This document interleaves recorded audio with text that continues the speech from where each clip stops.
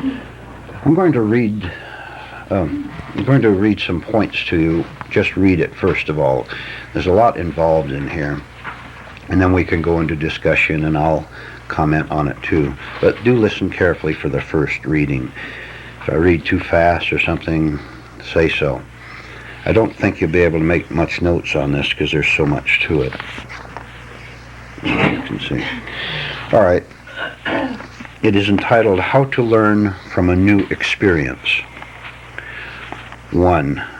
A creative new experience is one that I view for the first time because I briefly rise above my usual life of idealistic dreams.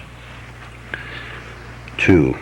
The opportunity for learning from a new experience occurs each time I voluntarily or involuntarily run out of my habitual mental, emotional, and physical occupations, for the gap between an old and a new experience is the opportunity. The first glimpse of a new experience causes a variety of agitations such as rage, helplessness, accusation, sneering, panic, emptiness. Here's a long one. Hang on. First there is a pretense that I am right. Then there is the wilderness of the humiliating feeling that I am wrong. Then there is either a willingness to enter the new experience of remaining wrong in order to finally exit with rightness, or a nervous refusal to see the wilderness as a wilderness, which means I will remain painfully wrong. I resist and hate a new experience because I have a heavy investment in my precious sickness. I will lose the lesson in the new experience if I try to supply my solution to its discomfort. Each pain is a lesson, the lesson I have not learned from an earlier painful experience. Every new and staggering experience is my opportunity to end new and staggering experiences. When I finally see I am leading an unnecessary kind of life, new and oppressive experiences will be unnecessary. A great aid to learning from a new experience is to want to learn more than I want to bluff at being right. The new kind of experience described in these points is the only kind by which I can change and benefit, both inwardly and outwardly. How to learn from a new experience. Point 1. A creative new experience is one that I view for the first time because I briefly rise above my usual life of idealistic dreams. We all have such idealistic dreams about how other people should behave toward us, that everything is okay now, not too rough, and it's going to continue that way. The marriage is going all right, my employment is doing fine. This is my idealistic dreams by which I get a certain false sense of security and hope that things will continue the way they are. And so I fear change because my false sense of security is involved in the familiar, the habitual, the way things are going now. For the third time, a creative new experience is one that I view for the first time because I briefly rise above my usual life of idealistic dreams. The way most people are now, most students here are now, is that you rise briefly above your idealistic dreams only when you're forced to do so by an outside crisis. You see, we're sitting in the corner, huddling back, living in daydreams that all is well, simply because exterior things are temporarily going well, correct? No great crisis. Maybe you're retired. You have no great problems. You get your pension every month. You have a few friends, whatever. Things are going well. So we sit in the closet calling that happiness. Have you ever noticed that this kind of happiness always has this nervous tension that something or someone out there is going to change things and I'm going to lose my so-called security? Mm-hmm. All right. So, because things do change, life changes all the time, every second. And then there are major changes, and when one comes up, I catch a brief glimpse of a new experience. Sitting in that closet and running these daydreams over and over. Well, my check comes along on the first of every month, and I know I'm going to have company for dinner and television time. I feel secure. A new experience is one that forces me out of the closet for just a little bit and makes me very shaky for just a little bit because I don't know what to do with it. I don't know how to behave. Write down a sentence when we're going to come back. Find a chair, whoever. Hi, Mary.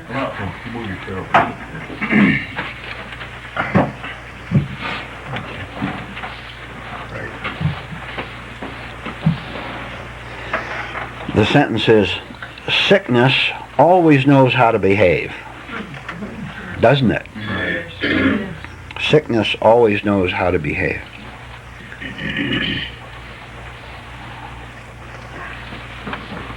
I always know what to do. Yeah, this is a very fine line now. I always know what to do with myself all day long because I always do the same thing. The same grab bag of reactions that we talked about last night. I always know what to do. I always know what to do. But comes along this challenge from the outside, say, I suffer a loss of some kind. Any kind of a loss, what, a friendship, whatever. A loss of some kind. And I used to know what to do because I could go into my familiar reactions, but now because I'm a student here and I don't want to do that anymore, all of a sudden, because the teacher said and the truth said you can't reach into your grab bag for your usual reactions, I don't know what to do anymore. I suffered the loss. I used to know what to do. And let's see. I may not repeat these in order. I used to know what to do. But the first glimpse of a new experience causes a variety of agitations such as rage, helplessness, accusation, sneering, panic, emptiness. The opportunity for learning from a new experience occurs each time I voluntarily or involuntarily run out of my habitual mental, emotional, and physical occupations, for the gap between the old and a new experience is the opportunity. Write down a sentence. I am here to create a gap.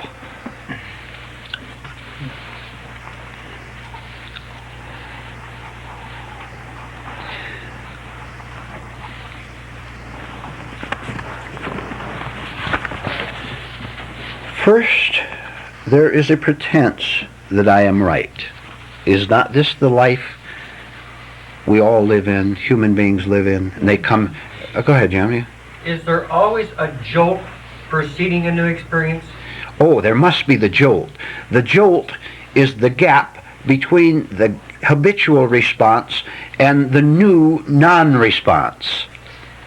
Well, you'll see. I'm just going to proceed with this as it comes to me, and we'll see how much we can get. Is that not right? First, there is a pretense that I am right. I know the answers. People come here, and they know the answers during the first meeting, and that's why they don't come back to the second meeting, because that has been challenged. And this is the way we live. First, there's a pretense that I am right. Then there's the wilderness of the humiliating feeling that I am wrong. You tell me that I'm not right about something that I insist I'm right about. Is there not, because I am wrong and you've forced me to face it, I have a humiliating feeling that I am wrong. Then what comes next? Then there is either a willingness to enter the new experience of remaining wrong, staying with it, sticking with it, in order to finally exit with rightness, that is, I've suffered through my hell instead of trying to escape it, or a nervous refusal to see the wilderness as a wilderness, which means I will remain painfully wrong. A nervous refusal to see the wilderness as a wilderness, which means I'll eventually stay wrong.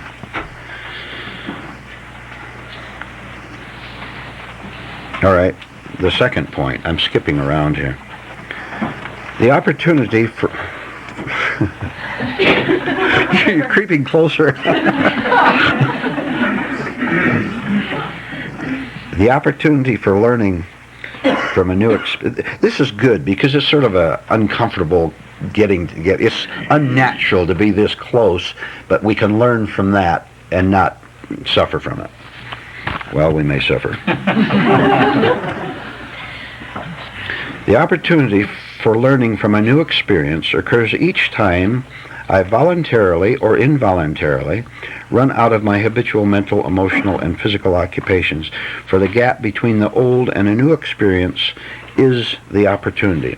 And we just said that we're here to create the gap, so that during the break, if I'm embarrassed by something, humiliated by something, I'm not going to go into my usual reactions. We discussed that a little bit last night. But I'm going to have the new experience of not doing anything about my embarrassment except noticing it. Just watching how I make a little remark, how I'm a little nervous about it. That's going to produce a gap, is it not? Because there is no gap. If I am humiliated by something and I immediately apologize or accuse you or whatever, I'm going to sit back and let's do it now. Let's all sit back and do nothing. It does not mean we're in a stupor.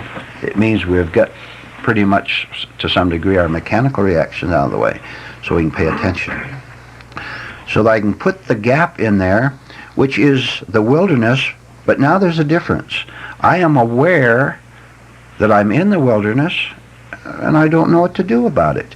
If you know what to do about the wilderness, are you not running out of it and reaching down into the grab bag and saying, I know what to do about it, so I'll get mad or I'll sneer, whatever these negative reactions were? It is marvelous to be afloat. Afloat. We're in the wilderness. That's a boat, afloat. It is marvelous to be in the wilderness, not knowing where to go or what to do or what to think, not looking for a rescuer, but staying right in the middle of it, so that the gap explains itself.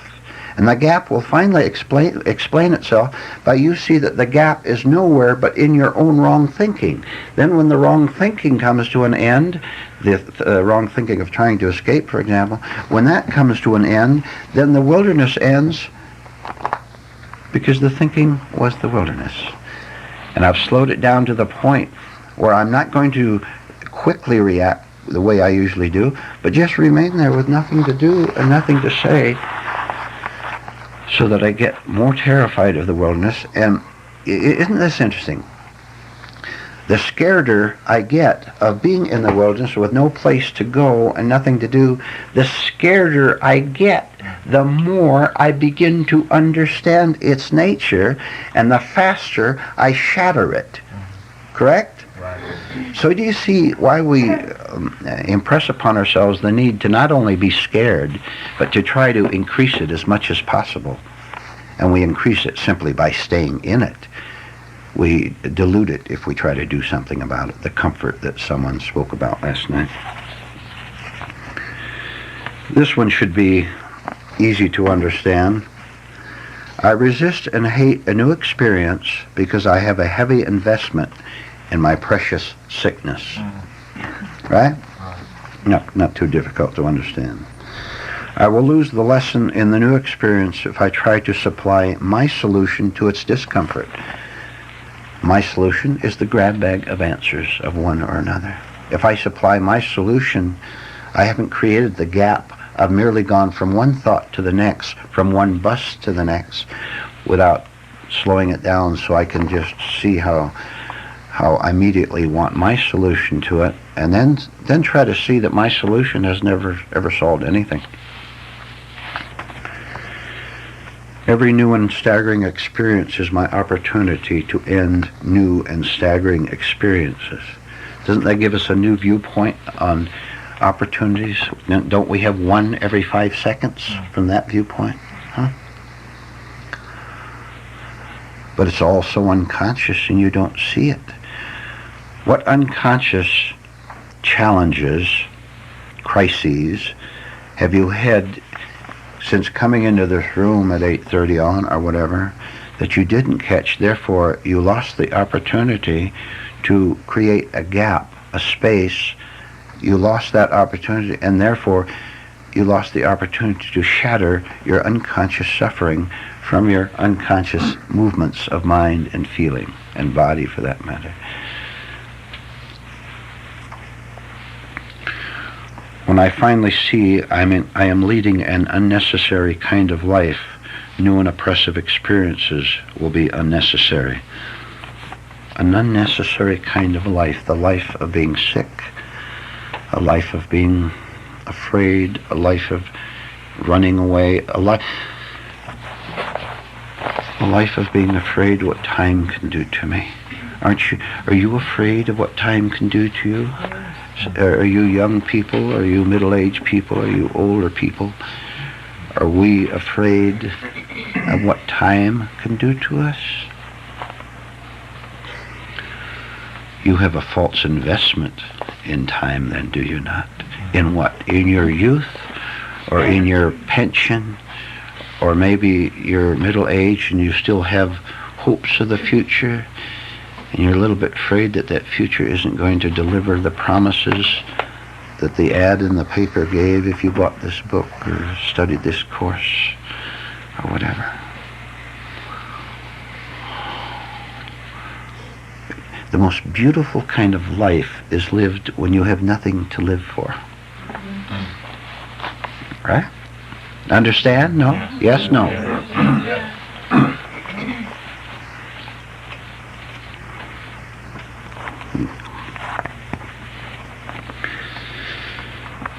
A great aid to learning from a new experience is to want to learn more than I want to bluff at being right. Any explanation needed on that, or is that apparent?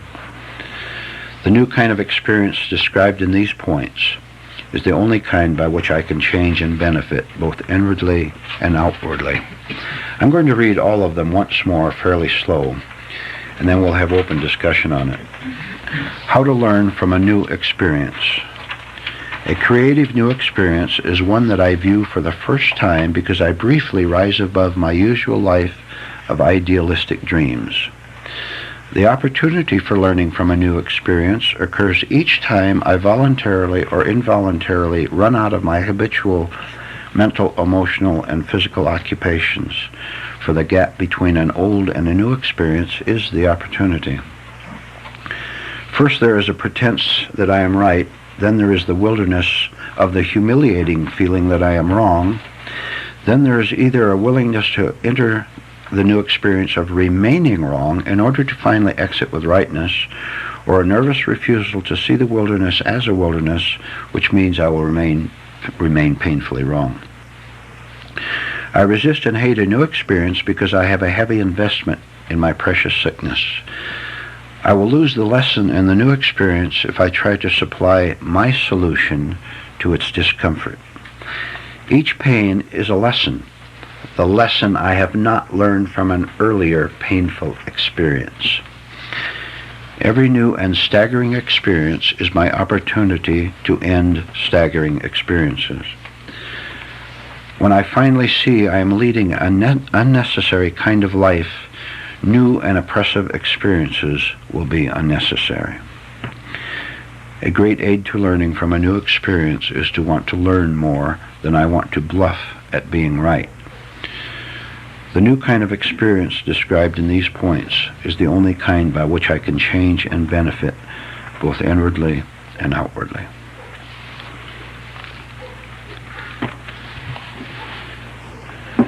Comments, questions? Ellen. There could be a staggering experience every few minutes. Oh, we knew yes. what was going on. Yeah. Look at your capacity to break down. Can you look, do it now, please, as best you can. Right now, as you're seated here, and those of you listening to this tape, I want you to be aware of your capacity for breaking down. You know what that, falling apart, getting mad, getting nervous, bawling, or whatever. Look at your capacity for breaking down. Do you think you have one? Huh? Not here, because you're out in public and everybody would see you and you'd have an ego humiliation, right? We do our best to break down here, but it doesn't work very well. Look at your capacity for breaking down. Now, can't you remember that capacity for cracking up? How about rage? How about suppressed rage? That's one form of breaking down, isn't it? Are you dimly aware, at least, that you could do that if a certain thing was to happen to you? What? What event would cause you to go in a rage and you'd like to blast the world, huh? All right. If you can be aware of that, just watch even the smallest appearance and the imps of it. The big devils are way down there. But watch the small imps of it at the start. That would be the beginning of breaking down, of seeing your capacity for falling apart. And that would be very valuable. But you have to see it, the little imps at the start. The big devils are too much for you. You can't take them because you're still bluffed by them, still hoaxed by them. So see the apprentice devils at the start, because they're not so smart. Then you can go on to the full-fledged ones later on. It's a matter of watchfulness every minute, right here while you're in this room. Scared of anything whatever, that you might lose your source of dependence, that you might lose this class as help. If any of you are afraid that you'll lose this class as your help, that is one form of a devil, of a breaking down that you should begin to be aware of. And you can do it any time during the day that you want. How would you feel sometime tomorrow if Joan phoned all of you and said there'd be no class tomorrow? Vernon is not on Earth anymore, or whatever. Maybe we decided to discontinue the classes. Some kind of a negative reaction, right? Would you not have a negative reaction of some kind? Then that devil is inside you right now, correct? Do you know what he's doing? Whether you know it or not, he's jabbing you with a pitchfork 24 hours a day, because you are thinking of the possibility of losing this class and that instruction. Now do you see what's causing you all this agony and all this pain? The unconscious things that you don't see inside of you. Why don't you work so diligently that you can free yourself of this class and of Vernon right now? So that when Joan calls you, if she calls you, there can't be a negative reaction, because you've already had this brief new experience by seeing that it is in you right now. Would you agree that all of us are walking time bombs? Yeah. Huh? Yeah. All right. This class is to pull the fuse out, render it harmless.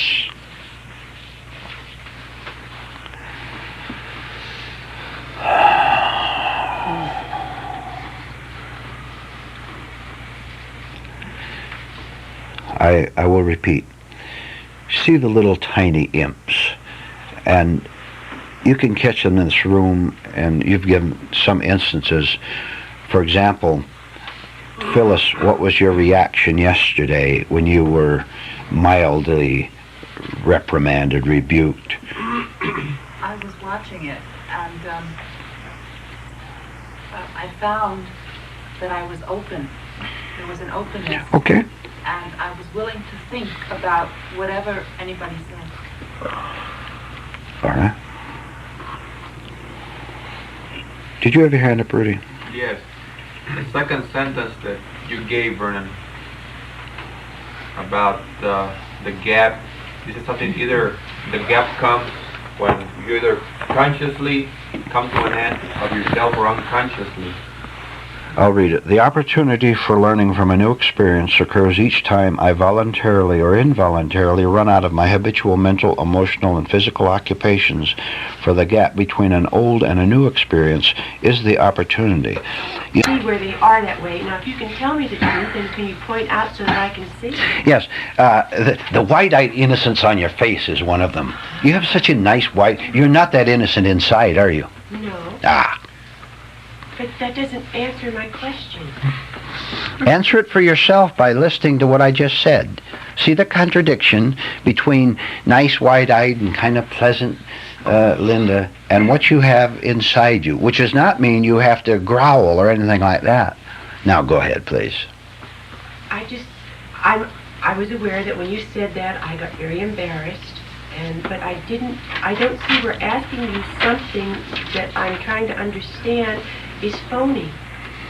Do you think you might have phoniness in you? Oh, I'm sure of it. Okay. But I don't see we're asking a question makes you phony.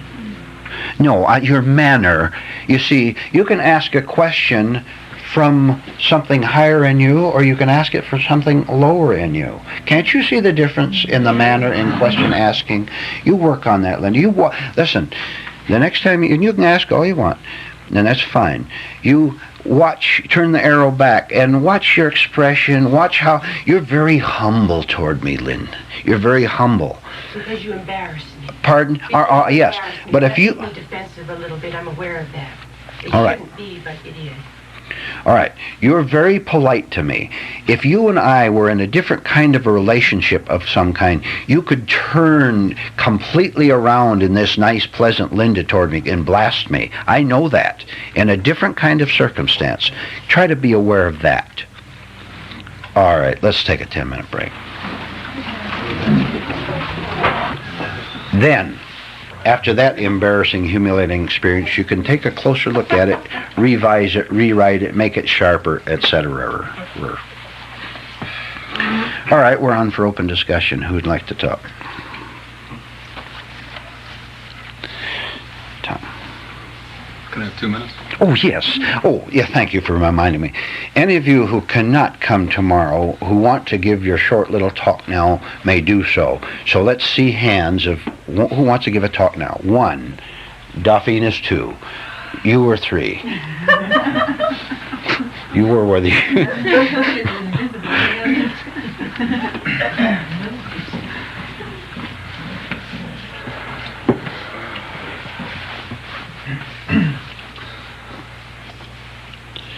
I want to talk this morning because I'm really a wreck this morning, so I want to take advantage of this.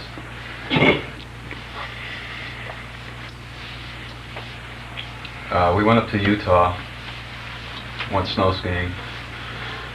We could have been back yesterday, but we got snowed in. Okay. This is how we failed to use some of the things in the class. We didn't call the weather report to find out that there was going to be a blizzard Friday, or Thursday it was going to blizzard.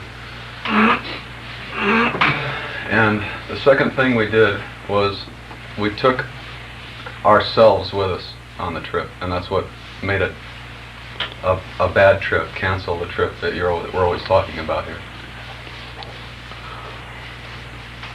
It could have been a really good experience. It could have been a nice trip, and it wasn't, because we geared up to go 1,000 miles an hour and did exactly that. And one of the statements that was given this morning was that we carry our thoughts with us all the time. I don't think I worked on myself once during the whole trip. It was only starting to come home that I could see all the 1,000 mistakes that we made.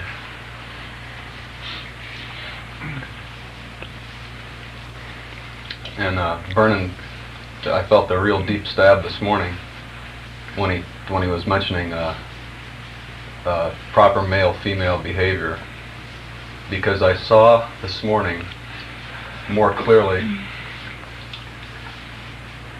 that in my upbringing, my mother was very dominant and was probably the person that inspired what strength I have. So I got the inspiration from my strength from a female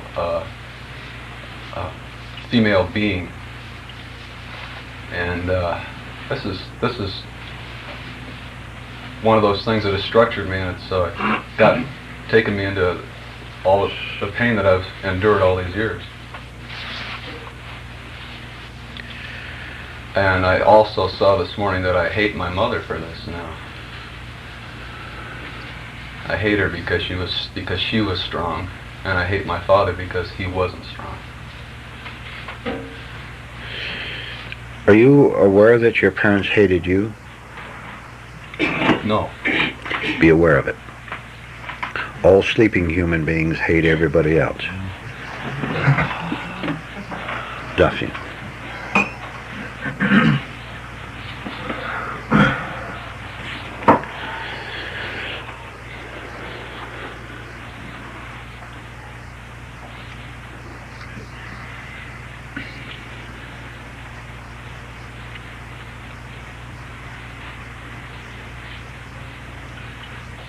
The most single important thing which I find I don't want to do is go alone on this journey.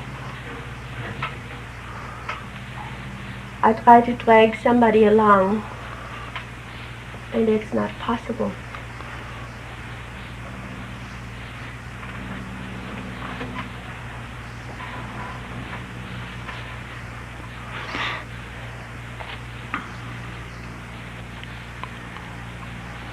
Unless I really stand alone and endure the tremendous suffering and pain at first from it, I can't get anywhere.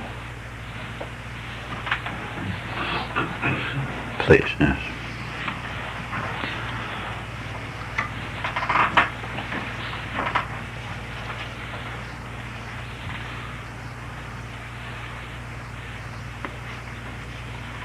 I don't know what to do with myself when I have free time anymore. I used to really look forward to my days off from work so I could just, go along with my mechanical runnings around. And as I'm trying to bring myself closer and closer to myself, to what I'm actually doing, it isn't a lot of fun anymore to have days off because I sit around and I just don't know what to do.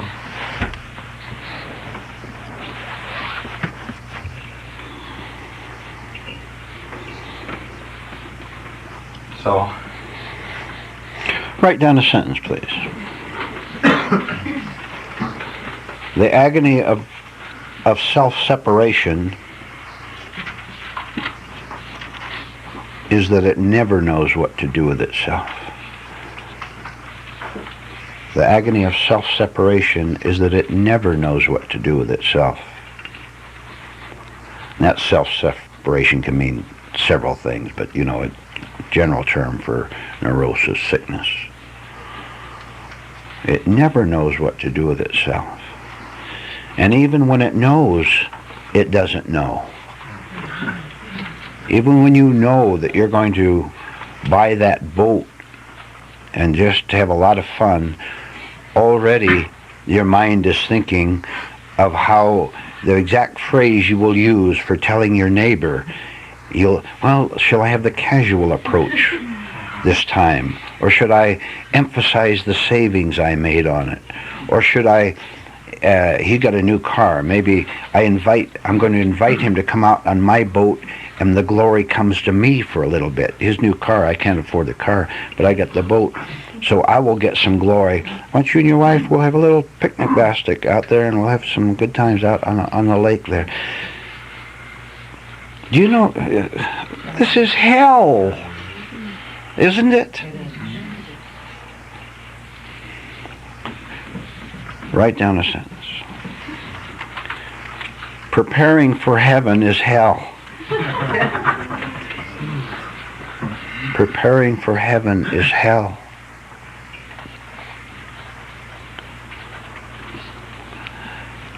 Then I did see some hands. Is there any other speakers, by the way? Someone who can't come tomorrow? 1, 2. Yeah, Margaret, did you want to speak, Margaret? Yes. Yes, please. Get her glasses or something if they fell. No, they're on the chair. They're okay. Yeah, okay.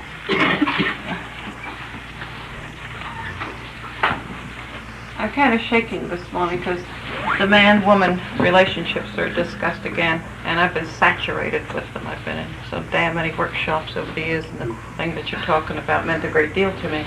Excuse me, please. Excuse me, please. Do you know the rule about not mentioning names? Okay, yes, I do. Yes, okay. All right. Also, the rule Excuse of me. using bad language. Oh, Using bad language also, Vernon.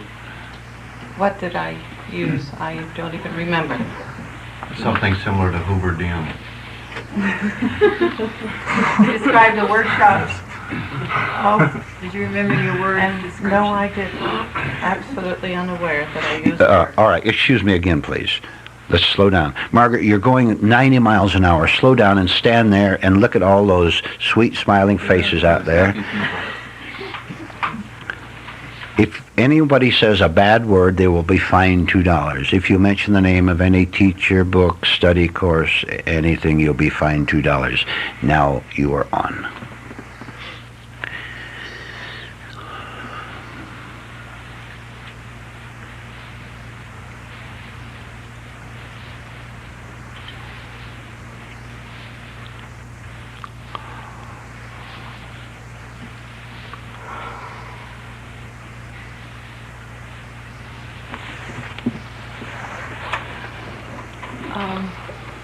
It's harder for me to talk now than when I got up.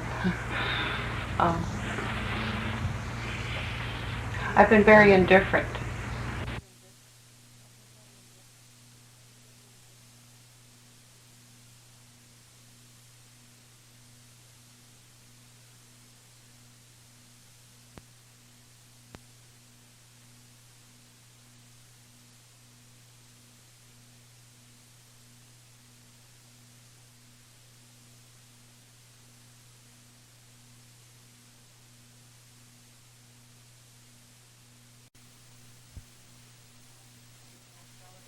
That is not, I feel, the problem that I must work on now. That'll take care of itself if I get other things together. So I guess when I heard man-woman relationships, I had that immediate reaction this morning rather than maybe a delayed one. So. No, fine. Who else said, Frank? And who else who can't come tomorrow?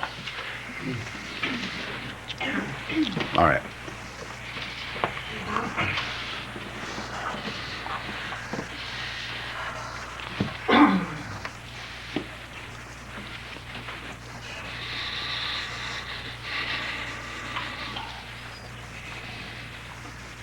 Vernon mentioned the weakness in me, the effeminacy in me.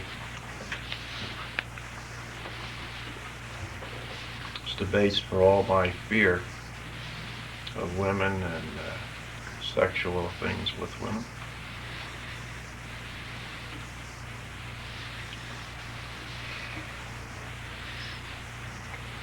I can see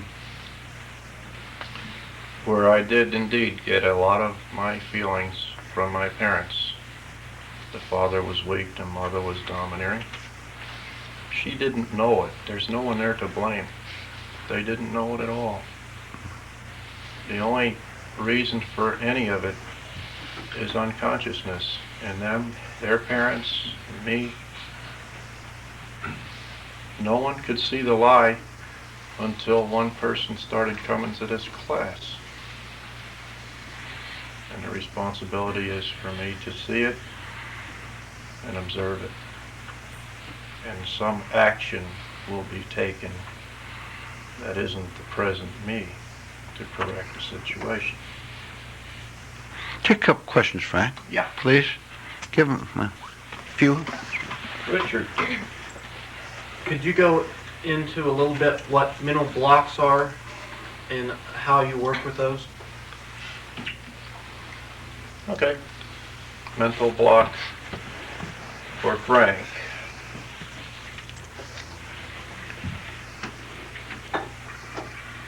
Okay. In the area of sex, I spent about a year of paralysis trying to think my way in and around the fear of women. And only recently has there been any kind of a little bit of improvement And I don't even know why that's come about. Maybe the woman that I'm associating with now is someone that is so weak to me that I know for sure I've got her over the barrel, so to say, that there's no fear. Now there's a mental block in my case. Yes. You're a fireman, and if there was a fire, are you gonna risk your life? Are you gonna actually risk your physical life? I'm programmed to not lose. To what place? To not lose. Not we are lose? never told or trained how to go away from a crisis. Mary. I wasn't here. You referred to something that Vernon said to you. Was it specifically to you? He said something. Oh no, I was relating to coming to classes. I forgot what you're asking. I He forgot. said something about femininity in you. Yes, this morning I saw myself. Oh, I see. Okay. Yes, Dave.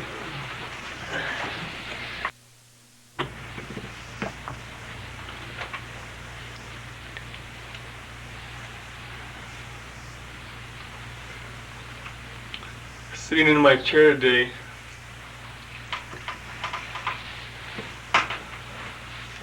made me feel kind of embarrassed when Vernon called me Jay. I felt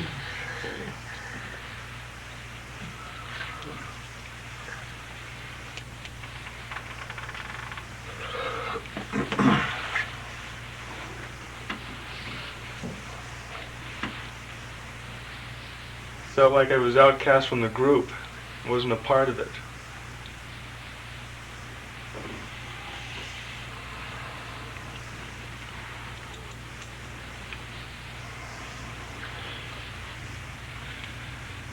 You can take questions if you wish.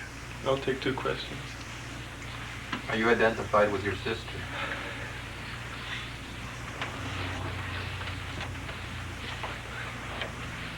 Yes, I would think so. I think she's a big part of my life because she is my sister, and I get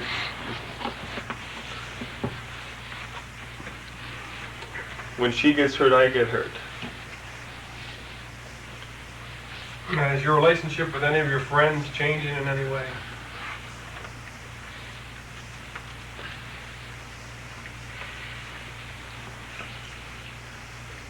To a certain extent, I think it does, but I feel myself falling back into the trap as trying to please them, trying to be one of the group, trying to make them like me. All right? Oh. Yeah, I want to ask a question. Are you disappointed in your parents in any way? And if so, why is that disappointment wrong from this class viewpoint?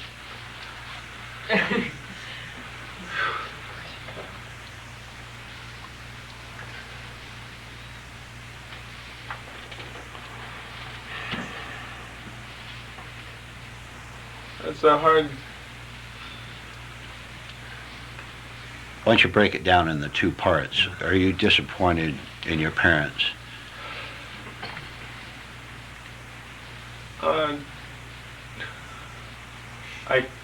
I don't think so, because I feel like they've done the right thing as far as, I guess, let me be myself, but I feel sometimes in a way I am, because I feel like my dad sometimes makes decisions for me, but then I look back at the times when he gave me advice, and it's always seemed to turn out right. So Are you aware that you didn't really answer my question? Are you disappointed in your parents in any way? And if so, why is that wrong from the class viewpoint? Now start over, and as hard as it might be, try to answer the question.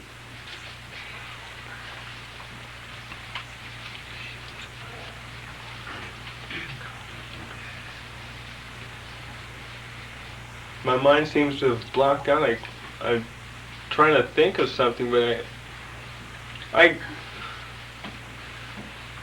to a certain extent, like I feel like when they have an argument, I get all tense up inside, and it bugs me. I feel like, cut it out. It's ruining. I don't want this to happen to me when I'm their age. All right, now go on to the second part. Why is your disappointment and nervousness wrong from the class viewpoint? Because they're not me. I shouldn't be identified with what they do. There should be a separate life from me.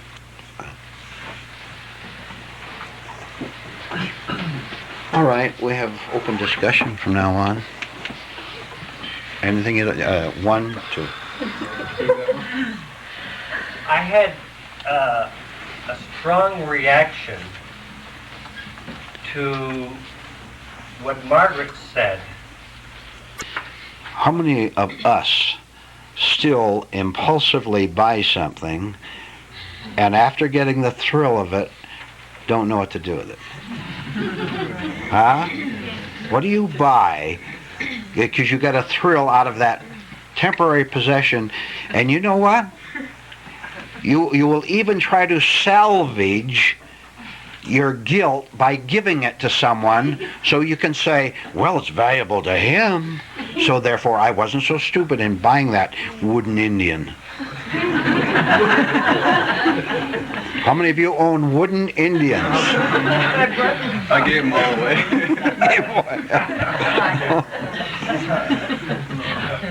Stella, it's up or down?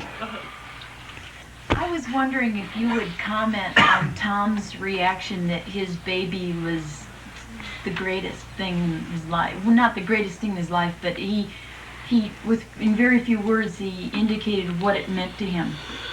Well, let's find out. Tom, what was going through when you said that?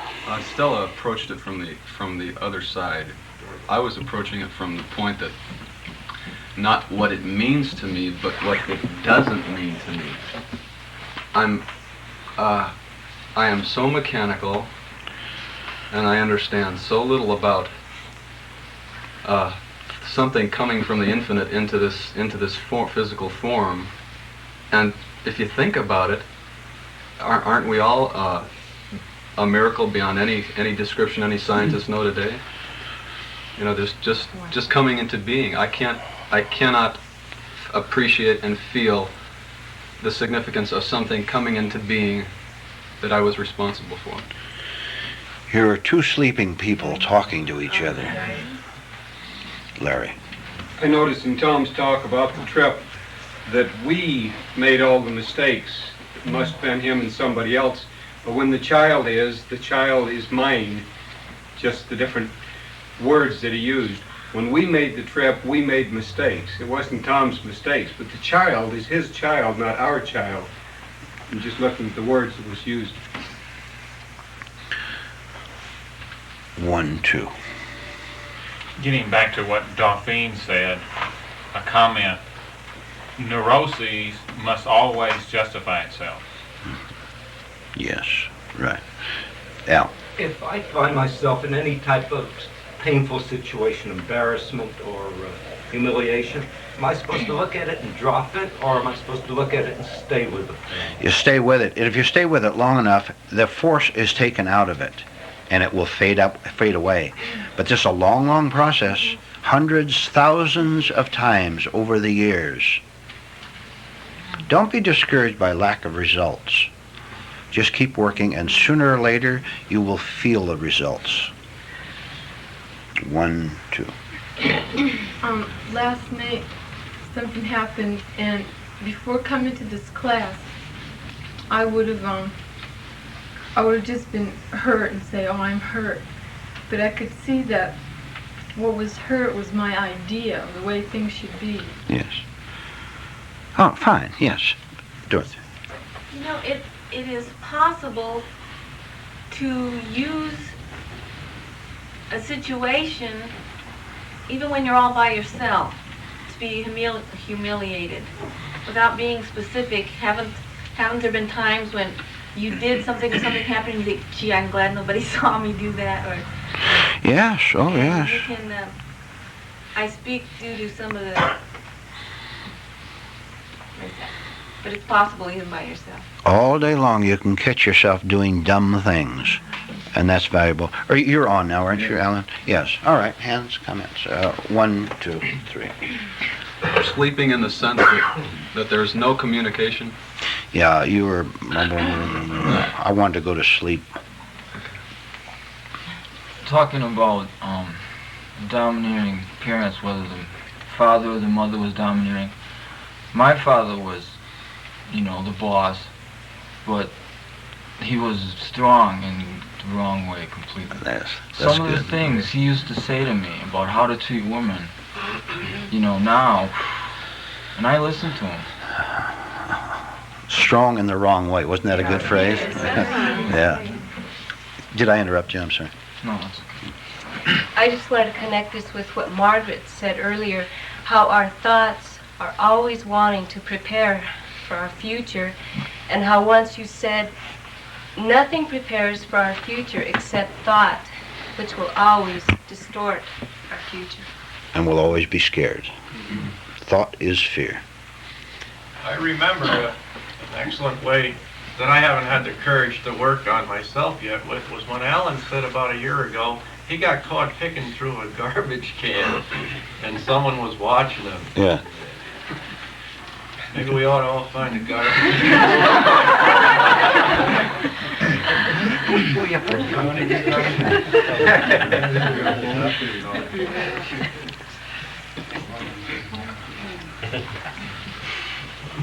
Murray. I am the garbage can.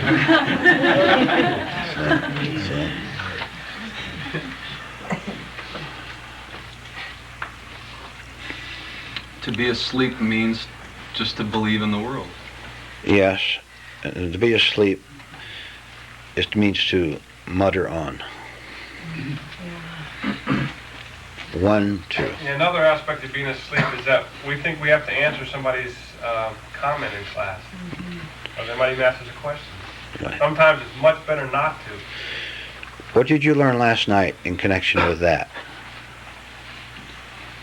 Nothing. I can't make any connection. You didn't? Oh, you mean with the talk? Not answering Right. the world. I thought you meant personally. Yes. Larry, Jim, somebody. I'm beginning to see quite clearly that I can't drop it. When I'm taken over by a mood, another part of me can't say, stop anger. It's got to see it and let it wilt away by itself. The seeing of the mechanical movement of anger, for example, is the slowing down. The seeing is the slowing down. Don't do anything. If you do anything, you speed it up. Agitated. A non-attached seeing it is the power that slows it down. Jim. Well, just to go back to last night, is in answer to Rod, you said what was last night, is that we don't have to answer the yapping mind, and that's the first step. Yes, the yap in or out. Why don't we all take that as a little special project for the rest of just today? Just today. Watch how you feel you must yap back at the yapping dog, either out there or in you. Even a very small thing, someone makes the smallest critical remark or facial expression, and you feel that you've got to answer it with your remark. Remain passive in the face of neurotic activism and see what happens. Rudy, then. Yeah. I am always gullible toward the neurosis of authoritative people. When they demand an answer, I will always answer, or I'm always intimidated and I will answer.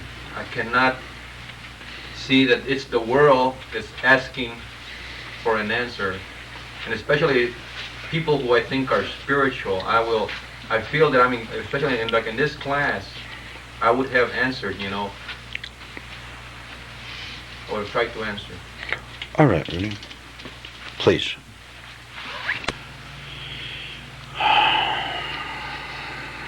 One, two. Should I now? Am I afraid of my mother? I mean, I hate her. I see that. I can feel that. So what's the answer? Is that The first lesson I vow, Rod, you ever learned here, that fear and hatred are the same thing.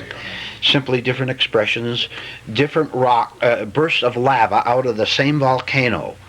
One lava goes there and the other lava goes there. Hatred, fear, same source. So when you cease fearing her, you will cease hating her, vice versa. Because the volcano has been exhausted. You're no longer feeding it with I thoughts. Essence has no form. If I understood truth, I could talk to any aged or conditioned person the same essence. That is correct. Society is always forcing us to pretend something we don't feel inside, and they're accusing us if we don't go along with them. Okay. Say that last sentence again. They're accusing us if we don't go along with that Oh, pretend. yes. I've told you many times. Society says if you do not go along with our insanity, we will punish you. Frank. In regard to what Larry said about essence not having any form, we could see it expressed in an honest person's facial expression, couldn't we? If you could see it, yes. If you could see it. And then, interestingly enough, you would be able to see what conscious anger is. Yeah.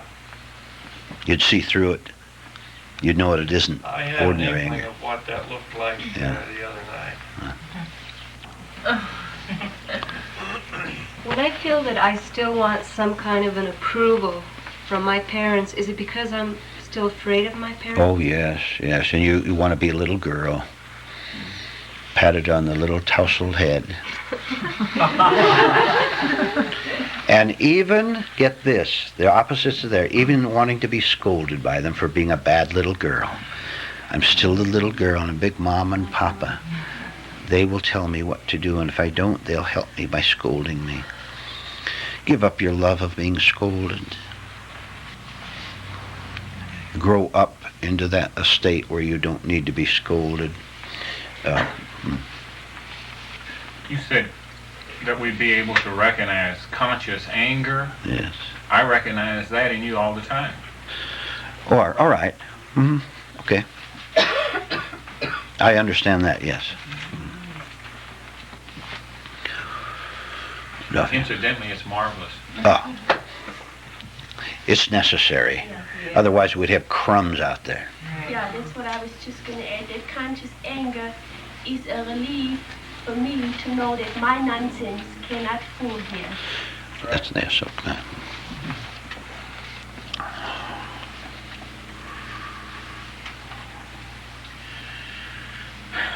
I've been watching facial expressions, mine and other people's facial expressions, and I'm beginning to get a feeling that society has told us just to plant an expression that we have, or this expression that follows our idea of who we are, but a conscious person would have an expression that fit the situation. That is correct.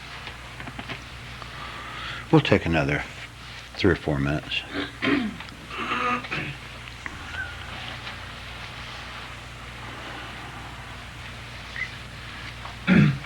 Like just that rule, when I first came to class, $1 for swearing, the mind said, well, just $1, that's nothing. But now I'm observing when I go into, down into the consciousness and see some wild imps, that they're so afraid of the truth they won't even, I can see they won't even cuss in my mind. Now is this suppression or is it just that low-level nature that truth must teach the lower nature first? We're trying to make you aware of mechanical thought, whether it's profane or sacred. Mechanical expressions.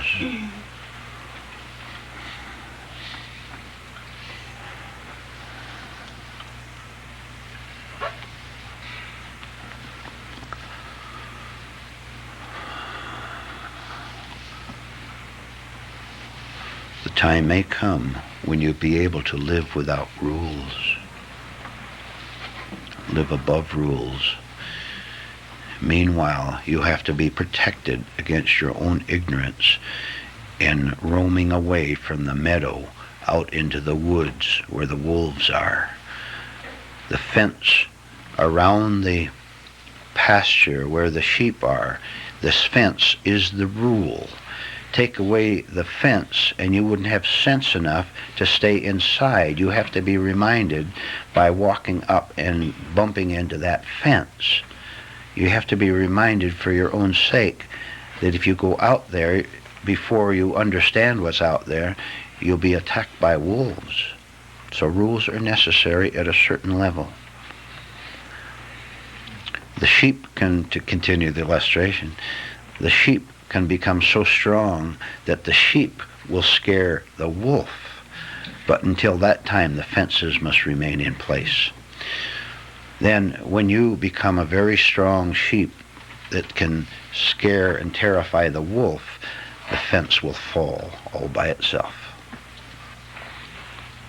Linda. In regards to what Dolphine spoke about earlier, I became very aware that I was always telling the gentlemen that I date occasionally, oh, come to the classes, but yet I sensed yesterday that I don't want him to hear those tapes and things that I listen to, because then he'll see me and I won't have any friend. All right. Final comment. One more. Who has it? Gordon. My thoughts are the lie. Yes. Always. Good morning. Good morning. Good morning.